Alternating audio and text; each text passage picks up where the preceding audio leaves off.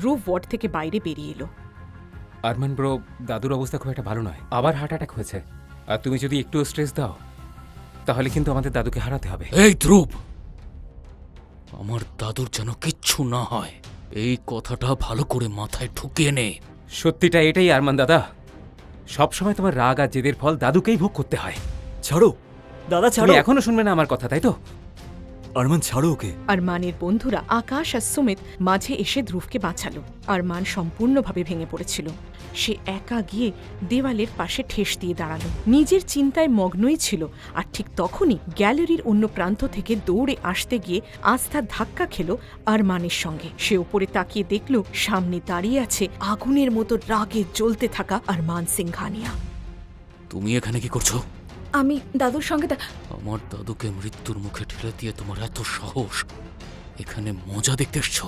আস্থা থরথর করে কাঁপছিল।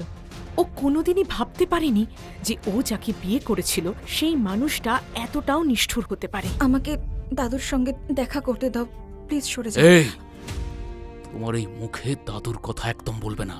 আর তোমার যদি মনে হয় তোমার এই সৌন্দর্য দিয়ে তুমি আমার পরিবারকে বশ করে নেবে, তাহলে তুমি কিন্তু ভুল ভাবছো।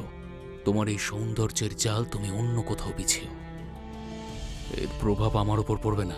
আস্থা কিছু বলার চেষ্টা করেছিল, কিন্তু কথাগুলো ওর গলাতেই আটকে রইল। তখনই ঠিক পেছন থেকে দেবের গলা শোনা গেল। বস, দাদুর জ্ঞান ফিরেছে, উনি দেখা করতে চাইছেন। আরমান এক ঝটকায় আস্থার হাত সরিয়ে দিল আর তারপর ওয়ার্ডের ভেতরে দাদুর সঙ্গে দেখা করতে গেল। আরমান বিছানার কাছে পৌঁছতেই, আরমান বাবা, আমি জানি তুমি এই বিয়েটা ঠিক করতে চাওনি, কিন্তু ও এখন আমাদের এই বাড়ির বউ। আমি চাই তুমি ওকে আপন করে নাও। দাদু, ওই মেয়েটা আমার জীবনের অংশ কোনোদিন হবে না। আরমান দাদা, তুমি এ কি বলছো? বৌদি বাইরেই আছে। এই কিসের বৌদি? বৌদি নয় ও তোর। আমার কথা ভালো করে শুনে নাও সবাই, ওর সাথে কেউ কোনো সম্পর্ক রাখবে না। ঠিক তখনই দাদুর চোখে এক অদ্ভুত আগুন আর রাগ দেখা দিল। আরমান বাবা, আস্থা বাইরে দাঁড়িয়ে আছে। দেখো, যদি তুমি আমার বৌমাকে ভেতরে না নিয়ে আসো না, তাহলে আমার চিতাতে আগুন দেওয়ার অধিকারও আমি তোমার থেকে ছিনিয়ে নেব। এই কথাটা শুনে সবাই ঘরের মধ্যে নিস্তব্ধ হয়ে রইল। রাগে আরমানের মুখ লাল হয়ে উঠল। ওকে নিয়ে এসো। আরমান দাদা, মাথা ঠান্ডা করো। দাদু আস্থা বৌদিকে ভরসা করে ফেলেছে। যদি তুমি ওদের আলাদা করো, এই চিন্তায় দাদুর প্রাণও যেতে পারে। সত্যি বলো তো, কোনটা বড়, তোমার রাগ না দাদুর প্রাণ? কম করে একবার প্লিজ মানুষ হওয়ার নাটক করো। যদি এই মেয়েটা দাদুকে ভালো রাখতে পারে, তাহলে ওর ব্যবহার আমি আমার মতো করে করব।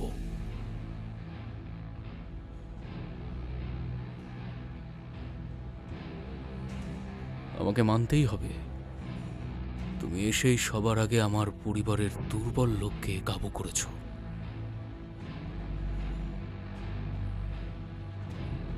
যতদিন দাদু এই হসপিটালে আছে, তোমাকে আমার স্ত্রী হওয়ার নাটক করতে হবে। আর তোমার চোখে যদি এক ফোঁটাও জল দেখা যায়, তাহলে তোমার পুরো পরিবারকে শেষ করে দেবো আমি। চোখের জলটা মুছে নাও আর ভেতরে চলো। আস্থা নিজের চোখের জল মুছে একটা বাধ্য শিশুর মতো আরমানের ঠিক পেছন পেছন ঘরে ঢুকে পড়ল। দাদু হেসে আস্থার হাত ধরলেন। আরমান ঘরের এক কোণে দাঁড়িয়ে দাদু আর আস্থাকে দেখছিল। ও কি এমন জাদু করলো যার জন্য কয়েক মুহূর্তের মধ্যেই সবাই ওর গোলাম হয়ে গেল? ওকে আমি পরে দেখে নিচ্ছি। বৌদি, এখন আপনার শরীর কেমন আছে? আরে আকাশ, তোর কি সত্যিই আমার চিকিৎসা নিয়ে কোনো সন্দেহ আছে? আরে একদমই না। বৌদি একদম ফিট আছে। আকাশ দাদা, ধ্রুব দাদা একদম ঠিক বলছেন। ভালো আছি আমি। ধ্রুব দাদা, আপনার কাছে আমার একটাই রিকোয়েস্ট, দাদু যেন তাড়াতাড়ি সুস্থ হয়ে বাড়ি ফিরে আসেন। বৌদি একদম চিন্তা করবেন না, রিপোর্ট আসতে 2-3 ঘন্টাই বাকি আছে। ততক্ষণ আপনি আরমান দাদার সঙ্গে বাড়িতে গিয়ে রেস্ট করুন। এটা শুনতেই আস্থার মুখ কেমন যেন ফ্যাকাশে হয়ে গেল। ও ঠোঁট কাঁপছিল, কিন্তু কোনো শব্দ যেন মুখ দিয়ে বেরোল না। আস্থা, ধ্রুব ঠিক বলেছে। যদি তুমি অসুস্থ হয়ে যাও, তাহলে দাদুর খেয়াল কে রাখবে? চলো বাড়ি যাই। যাও।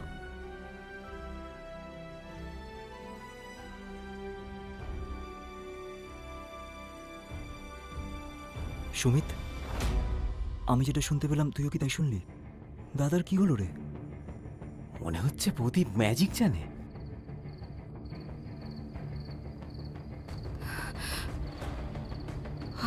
হে ভগবান, প্লিজ আজই মনস্টারের হাত থেকে বাঁচাও। তোমাকে 101টা নারকল দিয়ে পুজো দেব। প্লিজ আজকে বাঁচিয়ে দাও।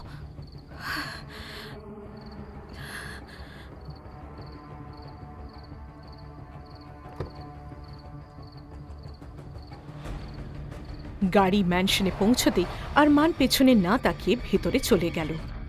ওদিকে দেব গাড়ির দরজা খুলে দিল আস্থার জন্য।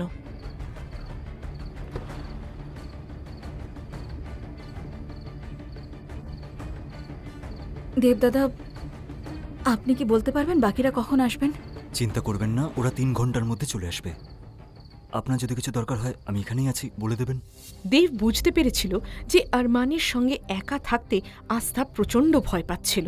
ও ভারী মন নিয়ে ম্যানশনের ভেতরে পা রাখতেই একজন পরিচারক তার কাছে এগিয়ে এসে বলল, ম্যাম, আপনাকে স্যার রুমে ডেকেছেন। আস্থার গলা শুকিয়ে গেল সেটা শুনে। ও নিজেকে প্রস্তুত করতে শুরু করলো ওই ঘরে ঢোকার জন্য, যেখানে ঠিক একদিন আগে ওর ওপর গুলি চালানো হয়েছিল। ওর নিজের দিদার কথা মনে পড়ল, আর তারপর আরমানের ঘরের দরজায় ও নক করলো। দরজাটা নিজে নিজেই খুলে গেল। ও ভাবছিল ঘরের ভেতরে ঢুকবে কি ঢুকবে না, কিন্তু ইতিমধ্যে একটা ভারী গলা প্রতিধ্বনিত হলো। সারা রাত কি তুমি ওখানে দাঁড়িয়ে থাকবে, নাকি আমাকে আনতে হবে? ভেতরে এসো। আস্থা ভেতরে ঢুকল। ঘরটা মৃদু আলোয় ভরা ছিল। সোফায় বসে থাকা আরমানের চোখ যেন শিকারীর মতো চকচক করছিল। আজ থেকে এই বাড়িতে তোমার কাজ হলো দাদুর খেয়াল রাখা। এই বাড়িতে তুমি শুধুমাত্র একজন কেয়ারটেকার আর একজন চাকরের মতো থাকবে, এর থেকে বেশি কিচ্ছু নয়। আর মনে রেখো, এই কথাটা আমার দাদু বা আমার বন্ধুরা কেউ যেন জানতে না পারে। আর যদি জানতে পারে, তাহলে ওই গ্রামে তোমার যে দিদা থাকে তার যে কি অবস্থা হবে তুমি জানো। আস্থার কাছে আরমান যেন একজন জল্লাদের মতো মনে হয়েছিল। ও মাথা নিচু করে দাঁড়িয়েছিল আর নীরবে নিজের চোখের জল ফেলছিল। আরমান সেই চোখের জল দেখল, কিন্তু তার মন একটুও করল না। তোমার চোখ থেকে যে জল বেরোচ্ছে সেটা আমার সামনে যত বেরোনোর বেরিয়ে যাক, কিন্তু এই জল আমার দাদু বা আমার বন্ধুদের সামনে যেন কখনোই না বেরোয়। কথাটা মাথায় ঢুকিয়ে নাও, কারণ তুমি জানো যদি এরকম হয় তার ফল ভালো হবে না। গোটা গ্রামের মানুষেরা আমায় এত ভালোবাসে, কিন্তু এই অচেনা মানুষটা আমায় এত ঘৃণা করে কেন? তোমার যা জিনিস আছে তাই ঘরে নিয়ে এসো। এই ঘরে? কথাটার ভুল মনে করো না। এই সমাজের চোখে আমরা স্বামী স্ত্রী, তাই আমাদের এক ঘরে থাকতেই হবে। তুমি এখানে নিচে শোবে আর আমি খাটে, ব্যাস।